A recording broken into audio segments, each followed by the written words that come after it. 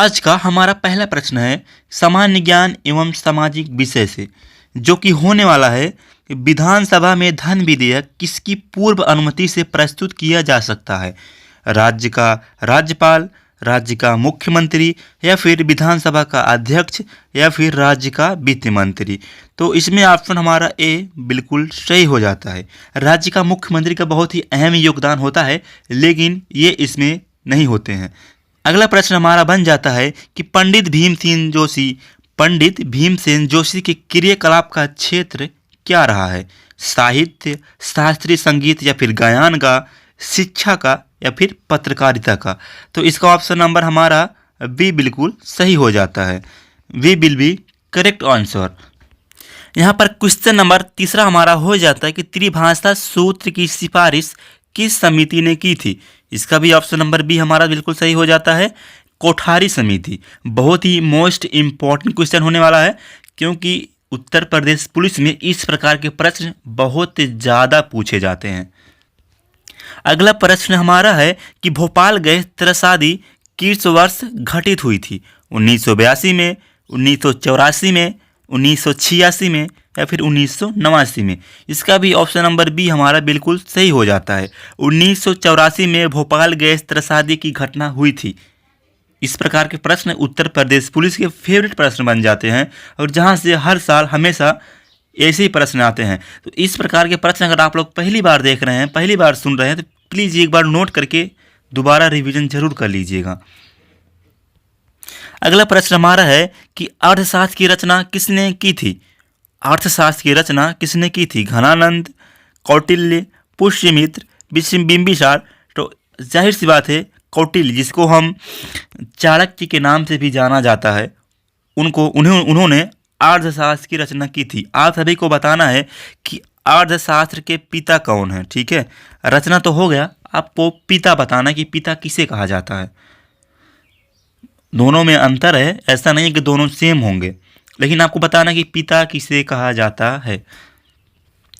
यहाँ पर पुस्तक किस ऑफ लाइफ के लेखक कौन है। पुस्तक से प्रश्न बहुत ज़्यादा बनते हैं, मुझे बताने की कोई ज़रूरत नहीं है। अगर आप लोग प्रीवियस क्वेश्चन उठाकर देखेंगे तो पुस्तक से हर एक शिफ्ट में 1 से 2 क्वेश्चन आप सभी को देखने को मिलेंगे ही मिलेंगे। तो यहाँ पर है कि पुस्तक किस ऑफ के लेखक कौन है। पुस्तक किस ऑफ लाइफ के लेखक कौन है।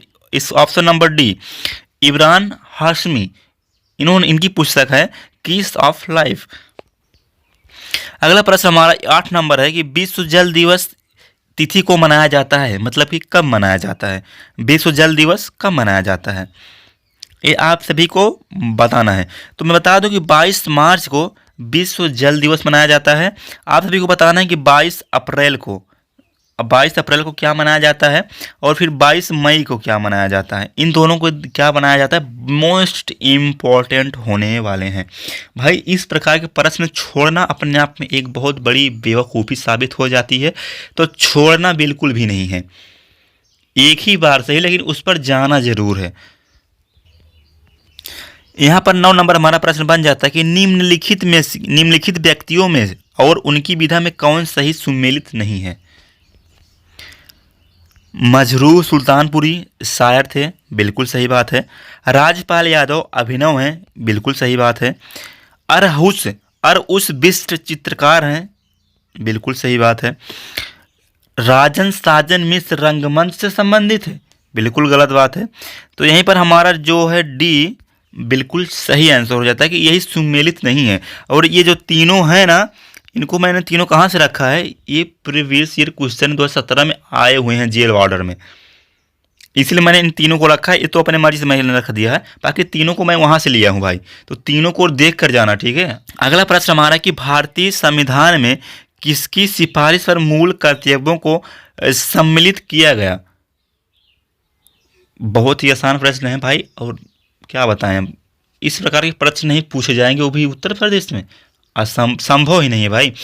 देखो मैं बता दूं, मैं कोई मास्टर टीचर तो हूँ नहीं, लेकिन जो मुझे इम्पोर्टेंट लगा है, जो मुझे ज़रूरी लगा, मैं उसको ज़रूर लेकर आया हूँ। तो यहाँ पर ऑप्शन ए दिया गया है कि संथानाम समिति पर, स्वर्ण सिंह समिति पर, सहयोग समिति पर, या फिर प्रशासनिक सुधार आयोग? ये भी गलत, ये भी गलत। ऑप्शन नंबर बी, शोरसिंह समिति पर। यहाँ पर मूल कर्तव्यों को भारतीय संविधान में शामिल किया गया था। आप सबको बताना कि शोरसिंह समिति के अध्यक्ष कौन थे। ठीक, अध्यक्ष बहुत इंपॉर्टेंट है। अभी हाल ही में 2017 अभी जो 24 में पेपर हुआ है यूपीपी का, उसमें पूछा गया था कि भारतीय संविधान के 1946 में अध्यक्ष कौन थे, बैठक के अध्यक्ष कौन थे। भाई इतना आसान प्रश्न आया था, तो इसको भी देखना जरूरी बन जाता है, क्योंकि फिक्स तो नहीं है भाई कौन कब आ जाए ना। अगला हमारा 11 नंबर प्रश्न है, और भाई बहुत ही सिंपल सा प्रश्न है, लेकिन अगर नहीं बता पा रहे हो तो बहुत ही कठिन सा भी प्रश्न है। प्रश्न हमारा है कि निम्नलिखित में से कौन सा युग्म सही सुमेलित नहीं है। ऑप्शन नंबर ए, झीलों की भूमि फिनलैंड को। मुझे क्या पता सही है कि नहीं सही है, तो आप लोग बताओगे। सफ़ेद हाथियों की भूमि अर्जेंटीना, गोल्डन पैगोडा की भूमि म्यांमार, उगते सूरज की भूमि जापान। ये तो सबको पता है सही है। आपको बताना कि कौन सुमेलित नहीं है। ये तो सही है, तो सबको पता है भाई, ये भी सही है, ये सबको पता है। ऑप्शन नंबर ए और डी बिल्कुल सही है। बात फंसती है बी और सी की। तो मैं बता दूं, यहाँ पर सफ़ेद हाथियों की भूमि अर्जेंटीना नहीं होता है, यहाँ पर हो जाएगा थाईलैंड। थाईलैंड यहाँ पर बिल्कुल सही हो जाएगा। तो यही हमारा यहाँ पर सुमेलित नहीं है, यही हमारा आंसर बन जाता है ऑप्शन नंबर वी। अगला प्रश्न हमारा कि 12 नंबर प्रश्न है कि निम्नलिखित में से कौन सा रासायनिक उर्वरक का उदाहरण नहीं है। निम्नलिखित में से कौन सा रासायनिक उर्वरक का उदाहरण नहीं है, आप सभी को बताना है।